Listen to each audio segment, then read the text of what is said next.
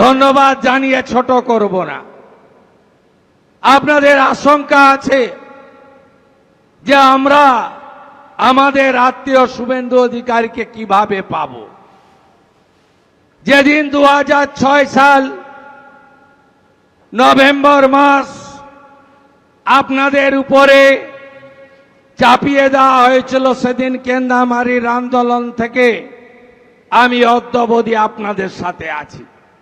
2006 কিন্তু আপনাদের এমএলএ আমি ছিলাম না, দক্ষিণ কাঁথির এমএলএ ছিলাম। আমি আপনাদের পাশে দাঁড়িয়েছি।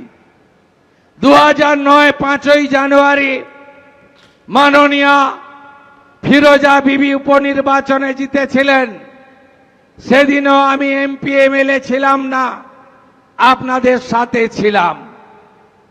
আপনারা নিশ্চিন্ত থাকুন, যে স্বপ্ন আপনারা দেখেছেন আমাকে বা আমাদেরকে কেন্দ্র করে, যে 2021-এ আপনারা তৎকালীন রাজ্যের মুখ্যমন্ত্রীকে হারিয়ে 1956 ভোটে জিতিয়েছিলেন, আমি শুভেন্দু অধিকারী আপনাদের ঋণ আমি এবারে শোধ করব।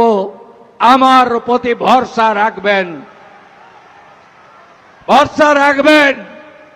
যা যা পরিষেবা আমার অফিসগুলো থেকে দেওয়া হতো সেই পরিষেবা আপনারা পাবেন। যেভাবে আপনারা বিগত দিনে আমাকে দেখেছেন, একইভাবে দেখবেন। আমার কোনো পরিবর্তন আপনাদের চোখে পড়বে না, এটুকু আমি আপনাদের আশ্বস্ত করতে চাই। বিশেষ বিশেষ রক্ত ঝরা দিন, ঝড় হোক, বৃষ্টি হোক, প্রবল শৈত্য প্রবাহ চলুক, ঘন কুয়াশা থাকুক, আমি কিন্তু আপনাদের পাশে দাঁড়িয়েছি। 7ই জানুয়ারি ভোরবেলা ভাঙা বেড়া, 14ই মার্চ সকালবেলা গোকুলনগর, অধিকারী পল্লী আর সোনাচূড়া, 10ই নভেম্বর গোকুলনগর করপল্লী। আপনারা আমার বিশেষ অসুবিধা না হলে আমি আপনাদের কাছে আগের মতোই পৌঁছাবো, আপনারা নিশ্চিন্ত থাকতে পারেন। আপনাদের উন্নয়নের যে কাজগুলো মমতা ব্যানার্জি আটকে ছিলেন, যেমন আমি জল এনেছিলাম, উনি পাইপ বিছাতে দেননি। আমি রেল আনতে গেছিলাম, 6 একর জায়গা আটকে রেখে রেল লাইনকে সম্পূর্ণ করতে দেননি। আপনারা নিশ্চিন্ত থাকুন, গত নির্বাচন প্রচার চলাকালীন আমি আপনাদের যে কথাগুলো দিয়ে গেছিলাম, সব কথাগুলো অক্ষরে অক্ষরে পালন করার দায়িত্ব আমার শুভেন্দু অধিকারীর। আপনি নিশ্চিন্ত থাকুন, কোনো অসুবিধা আপনাদের হবে না। ভবানীপুরে লড়েছিলাম, উনি এসেছিলেন আমাকে হারাতে। আপনারা হারিয়ে ব্যাক টু দি প্যাভিলিয়ন করেছেন। এবারে আমাকে দল বলল, আপনি কি ওর পাড়ায় গিয়ে দাঁড়াবেন? আমি বললাম হ্যাঁ। আমি ওখানে লড়লাম, 15,105 ভোটে হারিয়েছে। শুধু হারানো নয়, মাননীয়া যে বুথে ভোট দেন, মিত্র ইনস্টিটিউশন, সেই 4টে বুথেও উনাকে আমি হারিয়েছি। শুধু উনার বুথে নয়, উনার জনাব ফিরাদ হাকিম, তার 82 নম্বর ওয়ার্ডে আমি 14,000 ভোট লিড নিয়েছি। তাই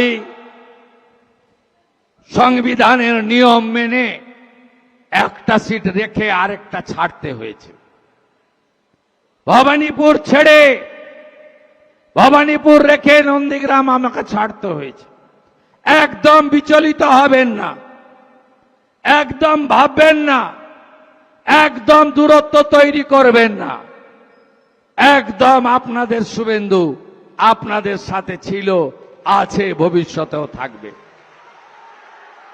আপাতত দায়িত্ব অনেক, বিরাট রাজ্য, 34 বছরের বাম শাসন, 15 বছরের তৃণমূল, 34 বছরের পার্টিতন্ত্র আর 15 বছরের চুরি দুর্নীতির তোষণ এই রাজ্যটাকে মোদিজির সাহায্য নিয়ে, তার আশীর্বাদ নিয়ে, তার সহযোগিতা নিয়ে আবার নতুন করে দাঁড় করাতে হবে। মানুষ অনেক স্বপ্ন দেখছেন, কাজ আমরা শুরু করেছি, মাত্র 2 সপ্তাহ হয়েছে। আপনারা আরো দেখতে থাকবেন। কথা কাজের মধ্যে বিজেপির মিল আছে। আমরা যা বলি ভেবে বলি, যেটা বলি সেটা করি। এই রাজ্যের যে বেহাল অবস্থা, সেখান থেকে রাজ্যকে বের করে আনতে হবে। শিক্ষিত যুবক যুবতী কর্মসংস্থান চায়, রাজ্যের মানুষ শিল্প চায়, কৃষকরা ফসলের দাম চায়, মহিলারা সুরক্ষা চায়, সরকারি স্কুল কলেজগুলোকে আধুনিক বানানো চায়, মানুষ সরকারি হসপিটালের সুবিধা পেতে চায়, পরিশুদ্ধ পানীয় জল চায়, আলো ভালো রাস্তা, আরো ভালো সেতু চায়। মানুষ চায় গতির যুগে এই রাজ্যকে আপনারা নতুন করে সাজান। মানুষ চায় গণতন্ত্র প্রতিষ্ঠা হোক। মানুষ চায় পুলিশ সত্যমেব জয়তের উপরে কাজ করুক। পুলিশ যেন পার্টির ক্যাডার না হয়। মানুষ চায় বাংলায় ভারতীয়রা থাকুক, অভারতীয়রা বাংলার বাইরে চলে যাক। এবিপি আনন্দ, এগিয়ে থাকে, এগিয়ে রাখে।